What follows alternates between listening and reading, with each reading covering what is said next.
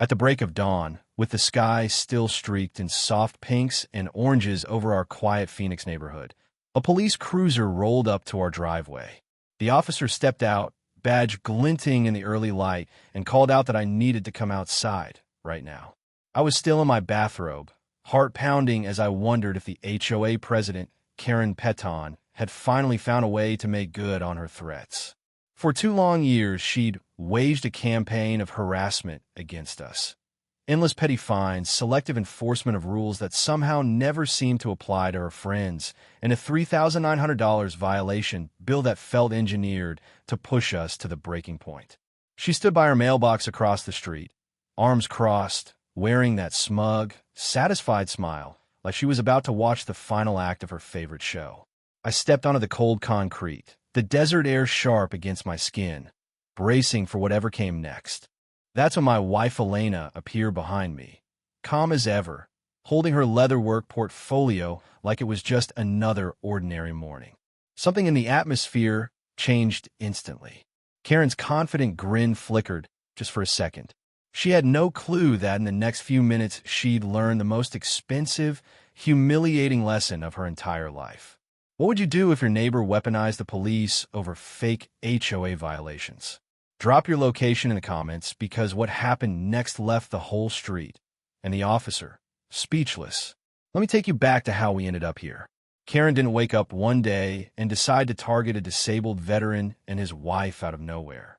This was a woman who'd spent 8 years honing her skills at suburban control, ruling our HOA like a personal fiefdom. My name is Marcus Santos. I'm 45, a 20-year Army veteran with a Purple Heart, a reconstructed knee that still aches on cold mornings, and the kind of steady patience you only build when you've faced real danger. Elena is the quiet one, always with a book, soft-spoken, mysterious about her research projects and late-night calls. We bought our modest ranch house in Willowbrook Estates, hoping for peaceful retirement.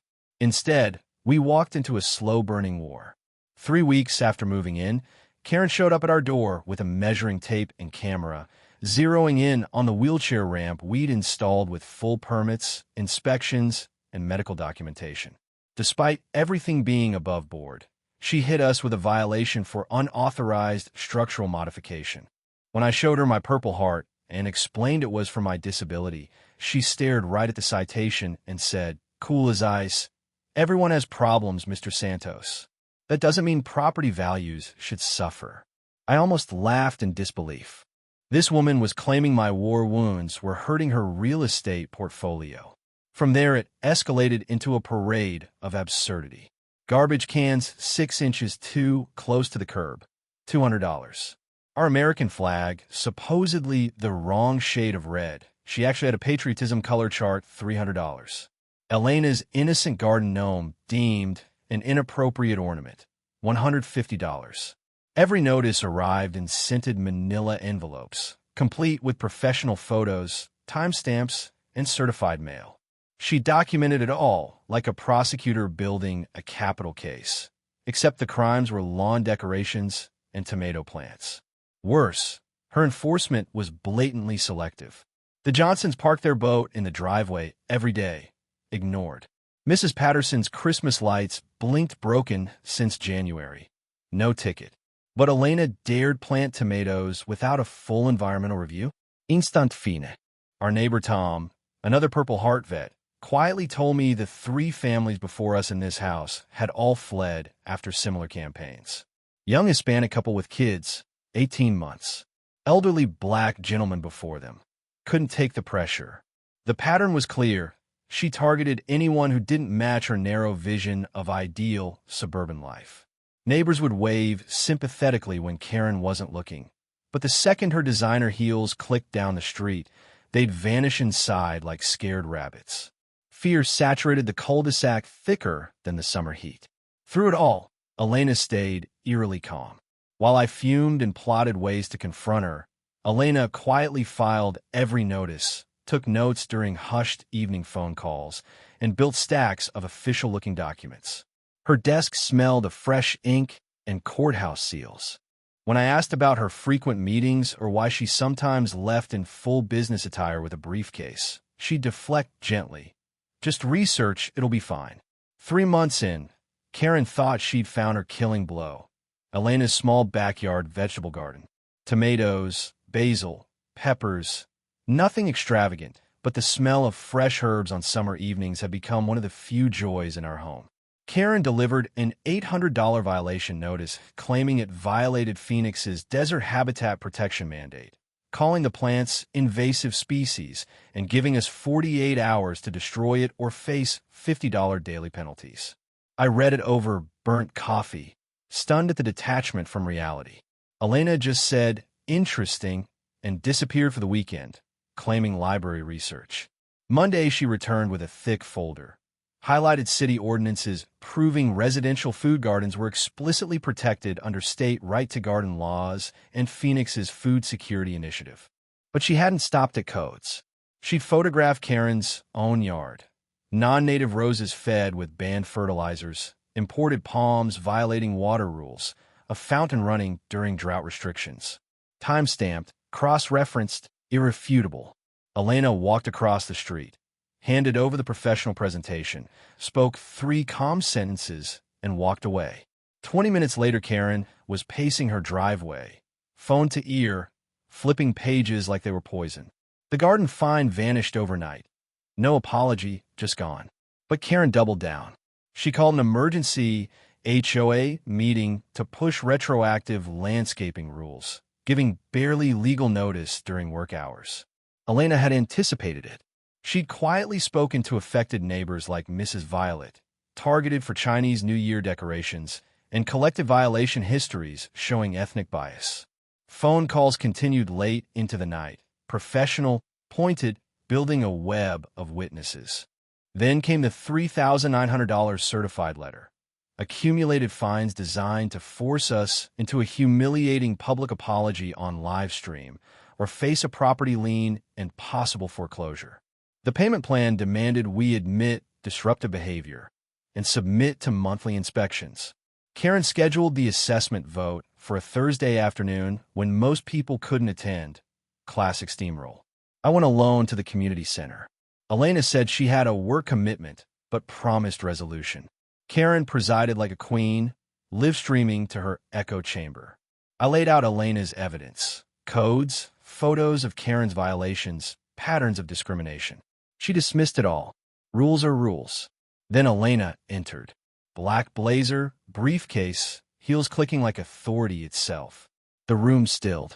She took a back seat, opened her case, and took notes. After Karen's performance, Elena stood. "Before you vote, Mrs. Peton, review this." She handed over a sealed envelope.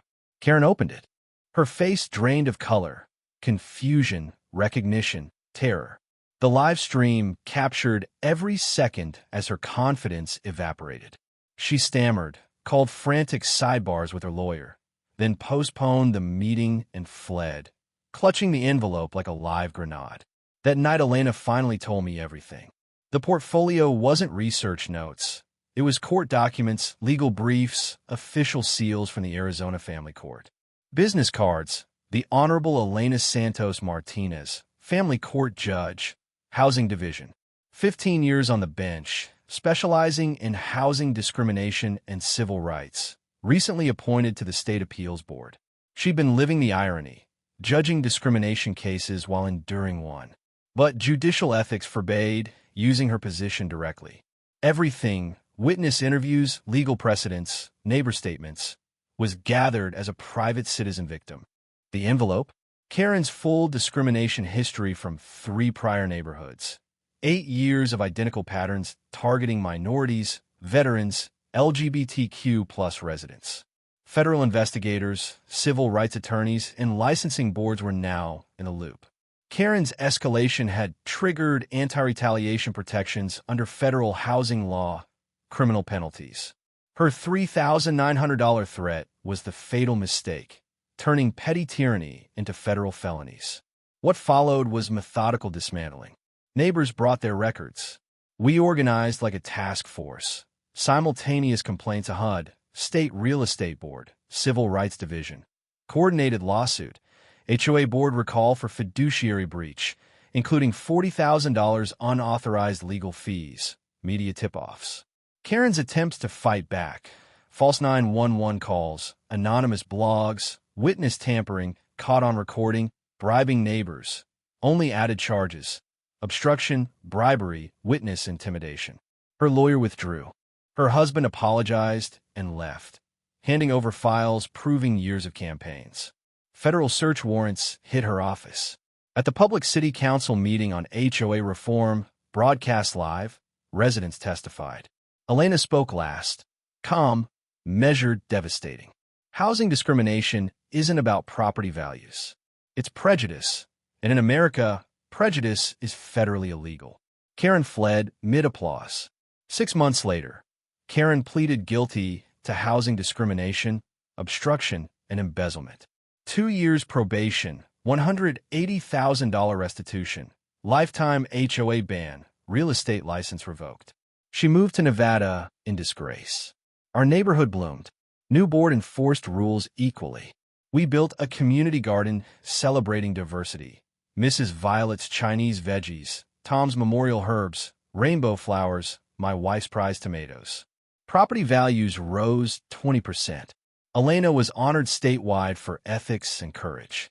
I started a veterans' housing rights blog that grew to thousands. We funded a scholarship for law students fighting discrimination. The worst neighbor taught us the most about community. Justice doesn't always come loud. It comes quiet, patient, and unstoppable. What's your HOA nightmare? Share below. You might be stronger than you think. Subscribe for more stories of everyday people turning the tables on petty tyrants. Like if this had you cheering, and stay tuned for the next wild tale.